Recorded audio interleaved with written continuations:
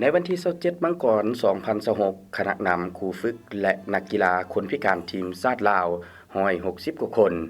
จาก12ประเภทกีฬาที่เข้าร่วมแข่งขันกีฬาอาเซียนพาราเกมครั้งที่13ที่ประเทศไทยซึ่งนำขบวนโดยท่านนางขันธลีศิริพงษ์พันธ์ประธานคณะกรรมการพาราลิมปิกแห่งชาติลาวพร้อมด้วยคณะได้เดินทางกลับมาฮอดสาธารณรัฐประชาธิปไตยประชาชนลาวผ่านทางขัวมิตรภาพลาวไทยหนึ่งโดยการให้เกียรติต้อนรับอย่างสมเกียรติโดยท่านนางดาราวรกิตติพันธ์รองรัฐมนตรีกระทรวงศึกษาธิการและกีฬาพร้อมด้วยคณะการแข่งขันกีฬาคนพิการอาเซียนครั้งที่13มีนักกีฬาจาก10ประเทศอาเซียนเข้าร่วมมี 1,166 คนมีการชิงเหรียญคำทั้งหมด493เหรียญจาก19ประเภทกีฬาลาวเฮาได้ส่งนักกีฬาเข้าร่วมทั้งหมด160กว่าคนจาก12ประเภทกีฬาผ่านการแข่งขันนักกีฬาคนพิการทีมชาติลาวญาติได้2เหรียญคำ5เหรียญเงิน11เหรียญทองรวมทั้งหมด18เหรียญสามารถเฮ็ดได้เกินคาดหมายที่วางไว้สำหรับกีฬาที่ญาติได้เหรียญคำได้จากเท้าไสสวรรค์มหาไสยนักกีฬายิงปืนในรายการปืนยาว50เมตรทรายเท้าเฉลิมไสยไสยสิทธิ์นักกีฬาฟันดาบในการแข่งขันประเภทเดี่ยวดาบเซิร์ฟเวอร์สายคาร์ดบี้และผู้เกี่ยวยังสามารถคว้าได้อีก2เหรียญทองในรายการฟันดาบประเภททีมผสมและดาบเอเป้สายคาร์ดบี้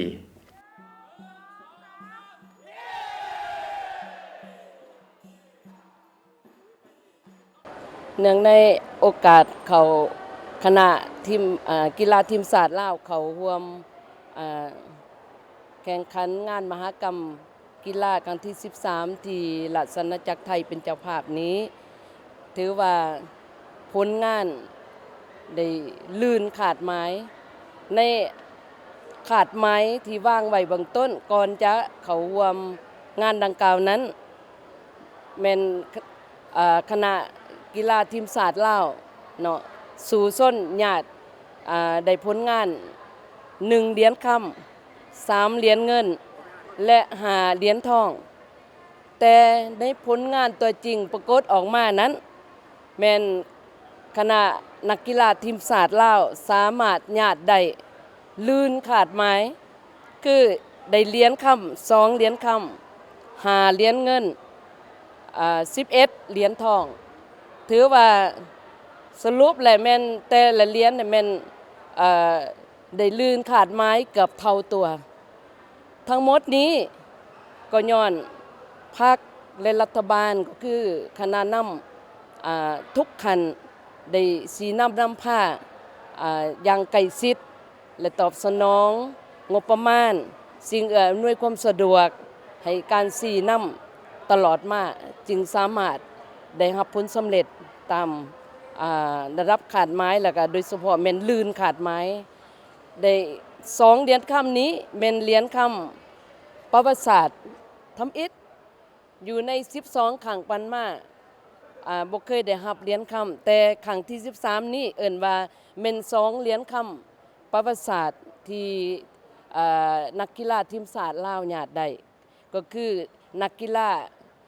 คนพิการยิงปืนประเภทกีฬายิงปืนและประเภทกีฬาฟันดาบเป็นประเภทกีฬาสั่งต่างใหม่แต่ญาติได้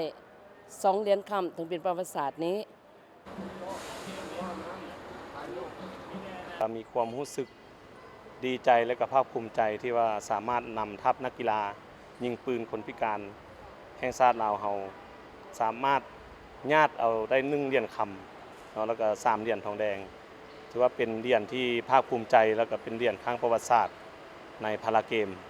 เนาะในครั้งนี้เนาะการแข่งขันพาราเกมเนาะอยู่ที่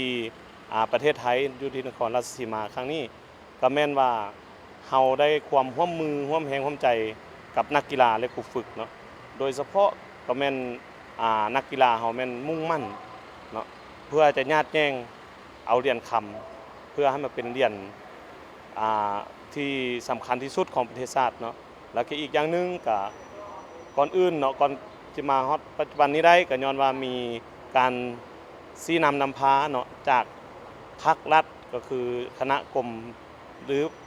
ประธานพาราลิมปิกเนาะแล้วก็อีกอย่างนึงก็ขอขอบใจทางประเทศไทยให้การช่วยเหลือที่ว่าให้นักกีฬาเราได้ไปเก็บตัวเนาะเพื่อฝึกซ้อมยิงปืนอยู่ที่ประเทศไทยเนาะแล้วก็ทางสหพันธ์ยิงปืนคนพิการแห่งชาติลาวก็จะขอสืบต่อเนาะอันภารกิจ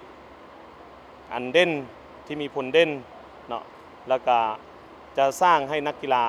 ยิงปืนคนพิการเฮานี่เนาะก้าวไปสู่สากลให้ได้และอีกอย่างนึงเนาะก็นักกีฬาทีมชาติเนาะที่ว่า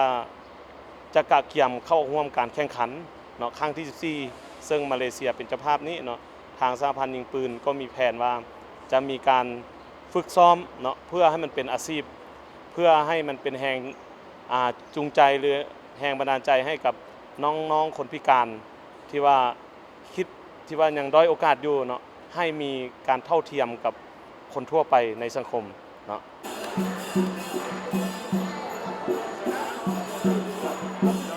ลาวนะรู้สึกภาคภูมิใจหลายที่ว่าสามารถญาติเหรียญคำมาให้ประเทศชาติเราได้ในตัวหน้าเขาจะมีการพัฒนาที่ในต้นหน้าเราจะมีการพัฒนาขึ้นไปเรื่อยๆเพื่อให้เราสามารถญาติเหรียญขึ้นมาได้อีกต่อไปอยากฝากขอบใจอะไรเป็นพิเศษขอขอบใจพ่อแม่พี่น้องไอ้น้องที่ว่าช่วยส่งแรงกำลังใจให้เราโดยตลอดขอบใจเมื่อนี้ก็รู้สึกดีอกดีใจหลายที่ตนเองสามารถสร้างชื่อเสียงให้แก่ประเทศชาติที่สามารถญาติมาได้1เหรียญคำแล้วก็2เหรียญทองในตัวหน้าจะมีการพัฒนาตัวเองได้ไหมในตัวหน้าก็มีแผนพัฒนาตัวเองพัฒนาให้มันดีขึ้นกว่าเก่าเรื่อยๆที่พัฒนาให้ก้าวไปสู่ระดับเอเชียหรือว่าก้าวไปสู่ระดับที่มันสูงสุดที่สุดเราจะฝากอย่างเป็นพิเศษอยากฝากขอบใจพ่อแม่พี่น้องฝากขอบใจโค้ชฝากขอบใจหมู่เพื่อนที่ส่งแรงใจส่งเสียเฮาจนสามารถญาติผลงานอันดับ1มาได้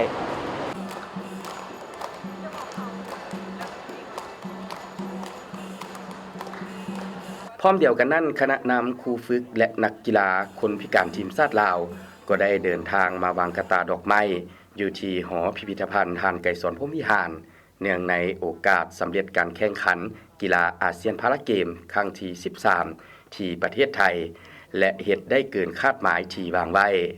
สำหรับกีฬาอาเซียนพาราเกมครั้งที่14ในครั้งต่อไปประเทศมาเลเซียจะได้รับเกียรติเป็นเจ้าภาพซึ่งจะจัดขึ้นในเดือนตุลาปี2027ที่ใกล้จะมาฮอดนี้